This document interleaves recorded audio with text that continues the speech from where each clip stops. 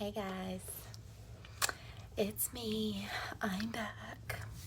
So today I am going to take a break from the makeup videos and share my testimony with you guys. I'll let y'all get to know me a little bit. I tend to forget that y'all don't know me. Like, I'm so used to going live on Facebook or sharing stuff on my Instagram or whatever. And those are all people that like actually know me in real life, have walked with me, been my friend or in my family or whatever. And then it hits me that, this is YouTube and this is the World Wide Web and these are complete strangers. So like I want y'all to feel like you know me and to like have some insight into my life and what God has done for me, where I came from, like the path that I have walked, etc., which is called your testimony. So I'm going to give you mine. Side note, my dog is right here doing the uttermost. Okay, so there's that. She's going to terrorize me the entire time. So I'm 31. My name is Kayla. I'm 31. I'm married to a guy named Josh. He's awesome. I have 3 daughters that I have given birth to. He has a daughter. So when I got married, now I have a 4th daughter. But my life hasn't always been great. Okay, it's great right now. But it hasn't always been great. I was born in Fort Hood, Texas. Y'all, if you see my last video from Father's Day, you know that story, okay? If you haven't, go back and watch it. My little daddy story. But, so I won't retell that. But, I grew up in Tennessee. It's where I live now, in a small town in Middle Tennessee. And, I don't know if any of y'all are from a small town or know what small town life is like, but it's boring, okay? It's safe, which is awesome. It's pretty safe, but it's boring. So what do when you're a teenager and you're growing up in a small town? You drink on the weekend and you go to parties and, you get high. And that's what we did. We smoked a lot of weed. We drank a lot. We did the most. So I was 12. The first when I lost my virginity, okay? But it wasn't what you think. I had had some inclinations when I was about 9 or 10 and in elementary school, and this girl had I was spending the night having a sleepover with this girl in California because I used to live in California, okay? And I spent the night with this girl as my friend in 4th grade, and she kissed me. And we're in elementary school, so I didn't know, I didn't have any feelings or know what any of that meant. So that was that, and I didn't really didn't mean anything. But here I am, now almost a teenager and doing the most, and it comes time for me to want to be in a relationship. Well, I end up dating this girl, okay? And that's actually how I lost my virginity, to a girl, okay? And I didn't actually classify myself as gay. I literally told this girl when I met her, I was spending the night with this friend and she was spending the night at the same friend's house, and it was time to go to sleep, and I told her, don't lay next to me, because she was one of those girls that was openly gay, very gay, you could look at her and tell she was gay. And I was like, don't lay next to me. I don't do the gay thing. Okay, that's how our meeting went. That's how I met her. Well, anyway, I had this boy, and he had broke my little young heart, and I was crying one night, and she kissed me. Well, that started that, and that's how I lost my virginity. Okay, long story short, I won't go into detail. Anyway, the very first time I ever did anything with a boy was a year later when I was 13. Okay? In a small town, you hang out in parking lots, okay? That's what we do. It's stupid. But we were hanging out in the high school parking lot at night. And all the people were there in their cars, and the most popular boy. So if I was 13, he was probably 16, maybe 17. And like, I knew he was the richest, most popular guy in high school. I hadn't even made it to high school yet, but like, it's a small town, so I knew who he was. And he asked me to ride to the store with him. And I was like, I didn't even know he knew who I was. I was like, yeah, I'll ride to the store with you. Like, okay. So I get in the car and I'm like super excited. Like, yes, like we're going to the store. Like, this is so cool. Yeah, we never went to the store. He had no intentions of going to the store. Apparently this is like, was well known. I was super naive and young and stupid. He just drives to like some abandoned, like there was like some construction happening on like a subdivision. He just drives back there where there's nobody. It's like some dirt. And starts getting ready to do it with me. And I'm just sitting there like I had never even seen one. I didn't know what was happening. But also at the same time, thinking back now, now knowing who I am now, me looking at my 13-year-old self, I was like, I want to be like, girl, tell him take you back. Tell him to let you out of that car. Tell him no, like you're not doing it. But in that moment, I was scared and I didn't know what to do. So I did tell him, hey, I've never done this before. And his reply was, oh, well, if you do it this certain way, it won't hurt as bad. So I didn't know what to say further, and I just let it happen. I didn't say anything. I didn't make any movements. It just happened. It was over really quick. He literally dropped me off at a friend's house, and that's my dog. I never spoke to that guy again. That's how it happens in a small town. Or I guess probably lots of places. Okay, so that solidified my mind at a young age that boys were just like, that's scary and bad, no boys. And girls were safer and more comforting and nicer, whatever. So I continue on, like, off and on, dating the same girl from before. It was really toxic, okay, because, you know, I shouldn't have been doing it, obviously. I should have been at home with my mama. Anyway, I wasn't. And time goes on. I date several people. I'm literally, if you've watched my video from before about what my situation was with a dad, I realize now that I'm grown that I was always just looking for love, looking for someone to love me, looking for someone to give me attention and say, hey, you're awesome. Like, my mom did that, but she was my mom. Like, I had it from my mom, but you really need to grow up with both sides. If you are lacking in one, you will go try to find it. That's how it is. You have to have both sides. That's why a little girl needs a daddy and a mommy, because if you don't have both, you will go searching for it at some point. And I did, to no avail. So fast forward, I'm 19, in another crappy relationship, you know, because that's how it happened. And I found out I'm pregnant with my first kid. My mom was like, Kayla, you're pregnant. And I was like, no, I'm not freaking pregnant. Like, I didn't even like kids. I was that friend out of all my friends who was like, I'm not having no kids. I don't even like kids. Like, if you had kids, don't, like, cool, happy for you, but like, I don't want to babysit. You know what I mean? Like, I was like super awkward around kids. I didn't know what to do with them, like, at all. So she's like, listen, I really feel like you're pregnant. She knew me. So she hands me a little stick, and I go pee on it, and I throw it down in front of her, and I just, like, get on my phone.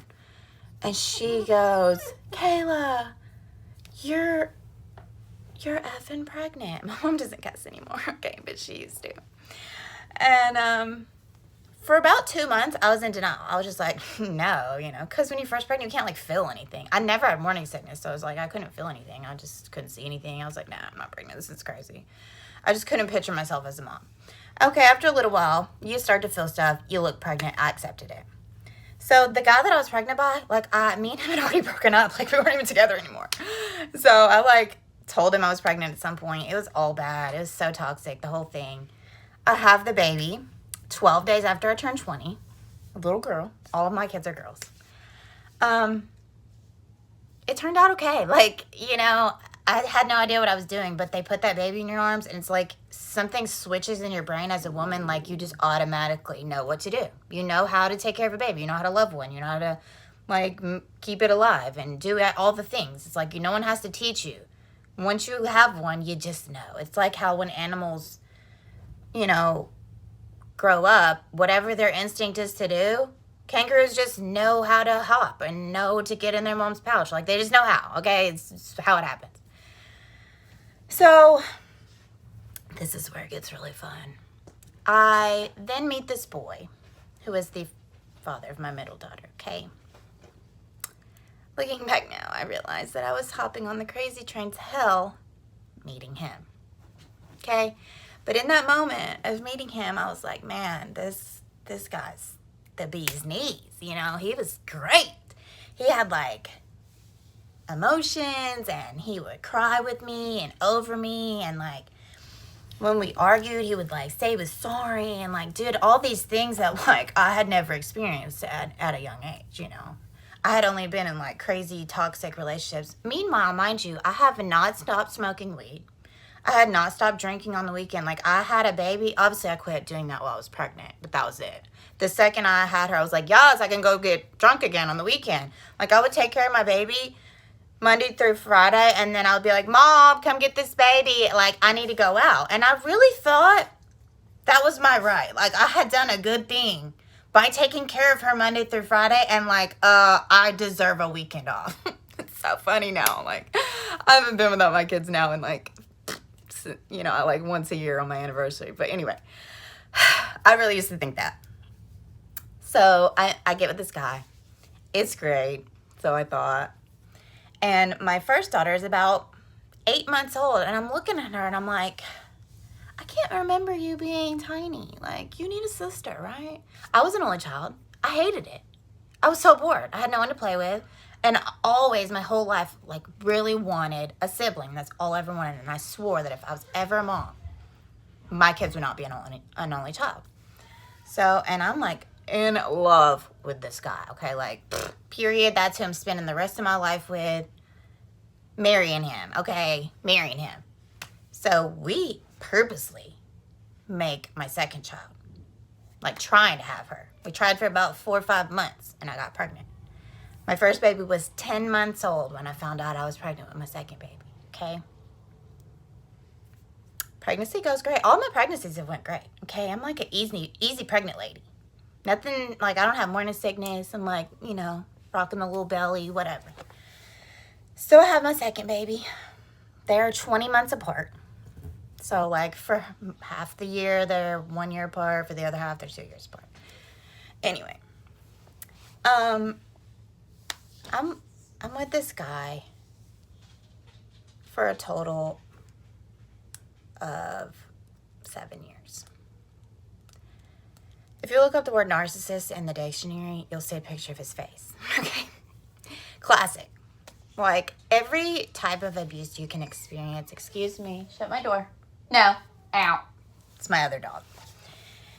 Is him. Except for physical abuse. He never, like, beat my face in or anything. Like, probably would have been better if he had than all the other crazy crap that happened. Like, I could make a whole video about that, honestly. Toxic Relationship 101 will be that video. But on and off, like, I did 4 years straight with him. And then I was like, you know what? I am done. I'm leaving this guy. And I left him. And then, but I would always go back. I would always go back. Every single time. I left him probably 50 times, but I would always go back. Somewhere towards the very end of me leaving him 100 times, I get pregnant. I meet this guy at work.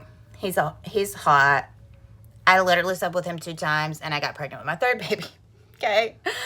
Yes, hello. Hashtag hot mess, okay? I'm not trying to deny it. I was for a long time. Like, I literally told people for a long time that the father of my middle child was the father of my last child, because I was not trying to be that girl. I'm not trying to be that girl that has 3 babies' daddies. I'm not trying to be that girl that, like, is 28 and has never been married, but you got 3 kids. Like, who's going to ever want you? Who's settling down with that? Nobody, right? Like, that's gross. But here I sit now at 31, and I look back on it all, and I can tell you this story with a smile, and I'm going to tell you why. So, I had my 3rd kid. While pregnant with her, I'm about 8 months pregnant, is when I left that guy for the last time. I was finally done. And I go to sleep on my mama's couch at 8 months pregnant. Okay? with my middle child in tow. She's about 4. My oldest child spent a lot of time with her daddy. She has a great daddy, by the way. She's the only one that has a great daddy. And he keeps her a lot. I get her, like, as much as I can. But I'm sleeping on my mom's couch, you know what I'm saying? With pregnant, very pregnant, and with another small child. So, like, thank God she has a great daddy. But I go there. And my mom always will take me in no matter what, because she's awesome. And I'm like, I don't know what I'm going to do. I couldn't freaking get a job because I'm a whale. Who's hiring me, right? And my mom, at this point, okay, I can make also a whole another video about my mom, but she used to be really Christian when she was a teenager, totally fell off the planet, and then got back her life together when she was grown. Okay, so by this point, my mom is very close to God. She has a great husband. Her rule in the house is, if you live here, that's cool, but you're going to church. When the doors is open, we going to church, and if you live here, you're going too, okay? It's not that I had anything against God. I didn't. I grew up believing in God. I knew there was a God, but I was not in no state in my life where I really wanted to be sitting in a church pew 3 times a week for a few hours, pregnant with a little kid who wasn't trying to sit there either, and I just wasn't in that state of mind, okay? I wasn't. But here I go, because that's what I had to do. That was the rule. So we go to church. I go for about a month, and with my mom and stepdad to their church. Well, my granny, who's in heaven now, but at the time she was alive, and she was going to this other church. And she was like, Kayla, if you really don't like it over at your mom's church, you can come here. And I was like, all right. So I went one time with my granny to this other church where my, like, second uncle preaches. I just call him uncle. We live in the South. If he's any sort of your uncle, he's just your uncle, okay? And I'm telling you that I walked in that building, and I wish I knew what date and what year that was, but I don't.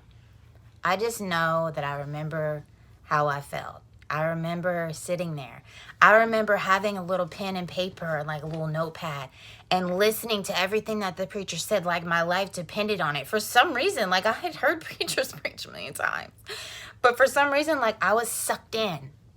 And I'm literally taking notes through tears and couldn't even see. And I'm like, okay, y'all think I'm fixing to tell you that I just walked up there, laid down on the altar, and like gave my life to Jesus? No. Because I don't have a typical life or a typical story. So I leave, okay? I go home, back to my mom's couch. My little girl sleeping over here on her little toddler bed in the living room, okay? We're in the living room. And it's quiet. It's the middle of the night. My mom and daddy's asleep. My kid's asleep. I'm sitting on the couch, can't sleep, middle of the night, super pregnant. And I'm just like, I had always felt like this life sucks. Like, you know, this is crap. Like, yeah, my kids are a blessing. I wouldn't give them up or trade them. Like, I'm not super happy about how I did everything. But, excuse you. My other dog really wants in here super bad. But, I just prayed. I didn't really know how, honestly. Like, I know I had prayed at some point when I was a kid. And I had even got told that I was saved at some point when I was a kid. That at some point at VBS, you know, you go to VBS, and that's fun. That I had walked up there and told the preacher I wanted to be saved when I was a kid. So my mama, my whole life, was like, you're going to heaven, girl. You're saved. Sorry, Mom, but I don't think that was true. I don't. And I'm going to tell you why.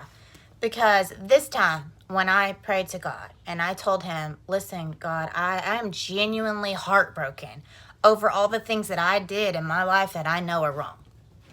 And I know that I'm a hot mess and like you have no reason to love me, but I know that you still do. And that all I have to do is ask you to forgive me, and you will. And that's what I did. And from that day on, there's been a fire inside of me, okay? Did that mean that very second, boom, my life like fell together in a, like Cinderella? No. But let me tell you what did happen. Piece by piece, God removed every little thing off of me that shouldn't have been there. I had already quit doing drugs, obviously, because I was pregnant. Okay. But typical me, I would have started smoking back weed and started back drinking when I wasn't pregnant anymore. That's what I always did. But this time was different. I have not smoked weed or drank since she was born 2015. So at some point in 2014 is the last time that I drank or smoked weed. I also I was a Sonic car hop. I don't know if y'all got Sonics wherever y'all live, but in the South we have a Sonic. And a car hop comes out to your car and brings you your stuff, okay? It's basically running all day in the heat or the freezing cold, whatever season it is, for a living. And you make like $3 an hour and you get tips, and that's how you work. And I did that for years. For like a year in that, I took a lot of pain pills. Granted, I was in some pain, okay? I have like a jacked up spine. But I didn't need to take them pain pills. I didn't need to take the first one. I really didn't. And what I really was taking them for was the energy that they gave me. When I found out I was pregnant with my last baby, I had pills on the way to my house. I literally called the lady and was like, hey, I can't buy them from you. I need you to turn around and go home. Okay, so not only was I pregnant, but I detoxed from all those pills, stopped smoking weed and everything. No, ma'am, you're not getting down. At the same time. I'm 8 months pregnant, gave my life to God, sleeping on my mama's couch, didn't have a job, but I now knew that something better was going to happen, right? I mean, it had to. So I have the baby. I bring her home. No, ma'am. I bring her home to my mama's house. She's about 3 weeks old. And the guy I told you that I left for the last time, he gets out of jail. And I don't know about y'all, but this is how I am. I'd be really upset at someone. Like, so over how they're doing me. So disgusted with the mistreatment of me, okay? But then if I go a little while without seeing or talking to you, then it's like I only remember the good time and I forget about the hurt. Y'all do that? Or am I retarded? I don't know. But he called me. And I talked to him. Because I'm stupid.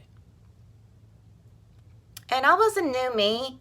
I honestly think this is what it was. If I'm being real, I really think that because I had given my life to God and I knew that I was this new person, like I wasn't cussing no more. I was just new. Like I felt brand new. I honestly thought like, hey, I'll go over here. I've already given so much of my life to this man. You know, maybe this is what he needs too. Maybe I'll be the thing that helps him get to God. And it'll be okay. And like, this won't be a massive waste of my life. And it'll be fine, right? So I go back.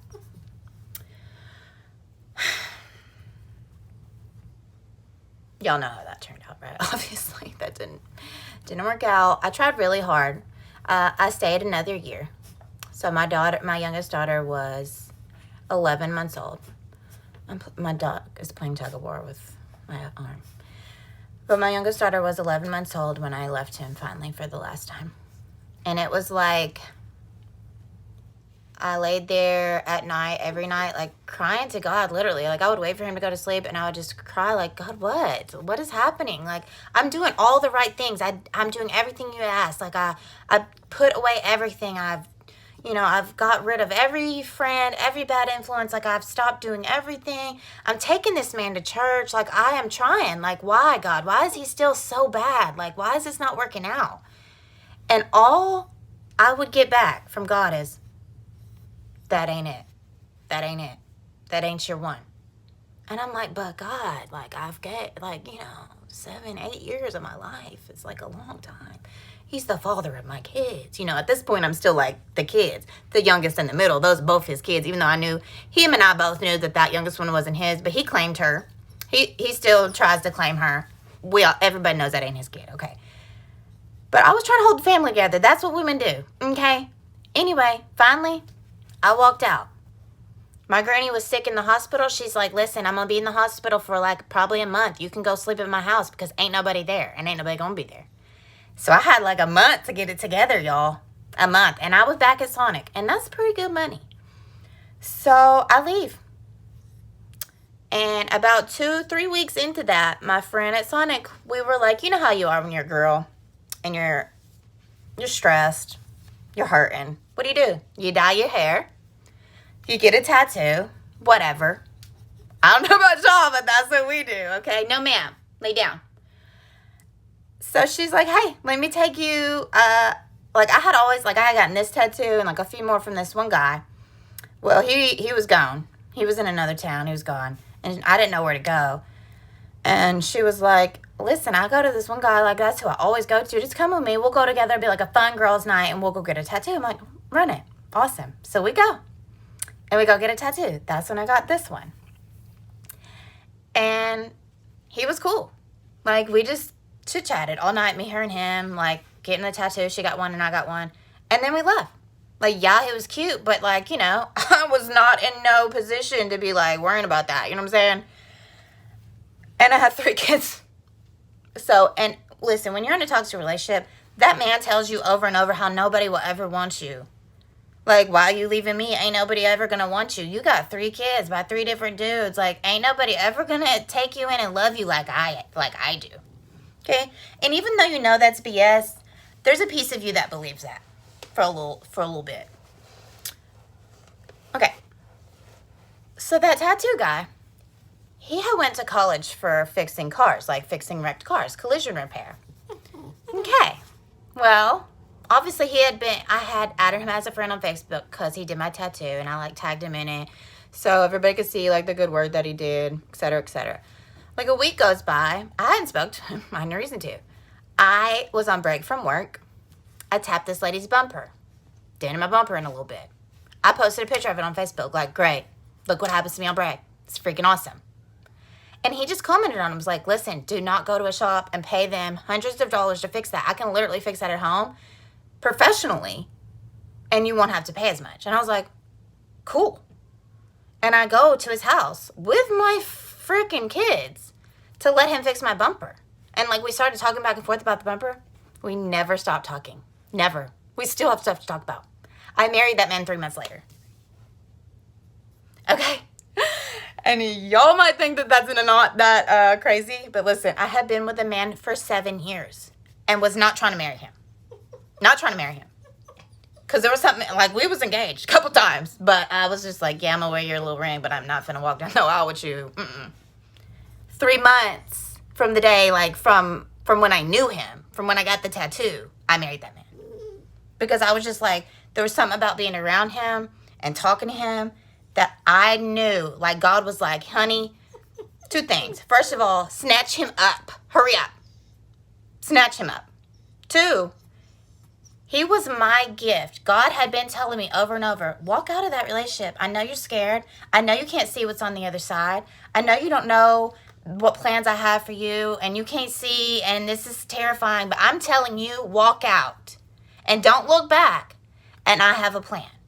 The whole time I was laying there in that bed crying, the whole time I didn't know like what I was going to do with my life, God already knew I was going to be married to this man. He already knew. I didn't know it, but he knew. And here I sit, married him. That was almost, what is this month? June. In 2 months, it'll be 4 years.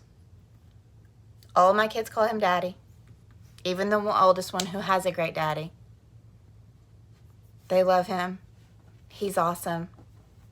And I still have not done any drugs. I have no desire to. I ain't went to the first AA meeting. You know why? Because when God takes something from you, it's gone. When God gives you something, it's yours. And can't nobody take it from you. I have been mentally abused more than I could tell you in this video, okay? But I do not lay beside this man and wonder what's happening in his phone. I do not wonder about nothing. I don't. Like, he's a tattoo artist. He is around people all the time, women all the time. I don't ever worry. My heart don't never feel no type of way because that is my man.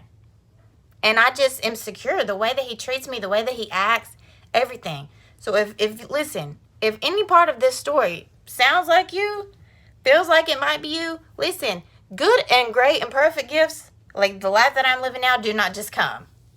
They don't just fall out the sky into your lap like that man did for me. When you're out living in sin. When I was out sleeping with girls and doing the most and getting high, you know what? I was miserable and I wasn't getting no good and perfect gifts. None.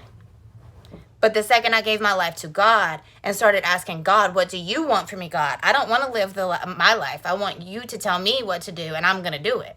Because any plan that I could have for myself, yeah. But your plan for me, that is what I want to do. And now look. Like, y'all don't even know me, but I'm telling y'all that the people who do know me are like, Kayla, all of our lives growing up, I never would have pictured you, the person out here telling people about God. I'm tatted up, y'all. Like, a lot. And that's good. You know why? Because when I start talking to people about Jesus, some people won't hear you. They're like, listen, I grew up in the hood, or I've been abused my whole life, or I've been on drugs, and if you come to me buttoned up with your collar and all that, you can't understand me. You can't feel me. I ain't got nothing to hear. You can't. I ain't got nothing to say to you. You can't feel me. But if I come to you, or my husband, who has way more tattoos than I do, his throat is tattooed, his face, all of it. If he comes to you telling you the goodness of God and that, listen, you're missing out in your life because someone loves you, not someone, but the someone, then you're like, man, if they living for Jesus, why can't I? It hit a little bit different, okay? All I'm telling you is, don't feel like you cannot be used. Do not feel like you are too lost to be saved. And do not feel like your current circumstance is where you have to stay, because it ain't. If you are unhappy, ask yourself one question. Are you a child of God? Because if you ain't, you're not ever going to be happy. There is no happiness as a lost person. There's kind of like a little bit of fleeting moments of worldly happiness, but no true lasting happiness. If you are a child of God, know that you can just trust him and it's going to work out. Your time don't matter. What plans you got don't matter. Pray, honey. Does God speak about the sky and tell you, hey, Kayla, like tomorrow I'm going to need you to do this? No, like I wish he did. That would be like way easier. But he speaks. His word, the Bible speaks, okay? When you have been praying deeply about something and you go to church and you sit in that pew and that preacher who you've, like, yeah, you know him because he's your preacher, but like, do you talk to him about your innermost, like, workings of your life? And then you sit down and that preacher preaches on exactly what you, like, have been talking about in your personal life, or like exactly what you've been praying to God about, and you're literally looking at him like he's been reading your text, or like he's been reading your diary or something. That's God, honey. That man didn't know what you needed to hear. God put on that man's heart what to preach because God knew who was in that audience and who needed to hear what. I'm telling you, there ain't this little bit of happiness that you get from being high. I know I've been high. I know what it feels like. I know what it feels like to be drunk. I know what it feels like to have that new cute guy text you and it's awesome, right? I know. You know what's even better? Being a wife. That's great. Being a wife, being a mother, being a child of God. That's it. That's the bee's knees. That's the sauce. I love y'all. Please message me. Like, honestly, I don't offend easily. And it's okay. If you got questions, if you want to talk, if you need me to pray, whatever. I love y'all. Have a good day.